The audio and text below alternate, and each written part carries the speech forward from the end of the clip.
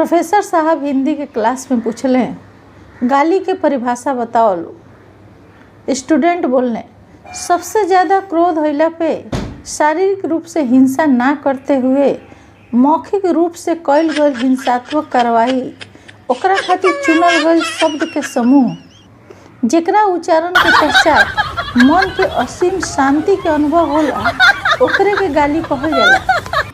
Professor साहब, आपके चरण कहाँ बा प्रभु?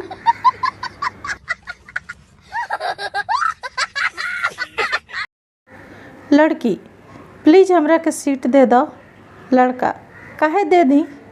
लड़की, अरे लड़की खड़ा बिया, सीटो ना दे सकेला का? लड़का, तू हमरा से शादी कर लो। लड़की, कौना खुशी में शादी कर ली? लड़का, लड़का कुंवारा घूमता, शादियों ना कर सकेलू का? पत्नी, अगर हम खो गईनी तो का करब? पति, हम अखबार में इश्तेहार देम।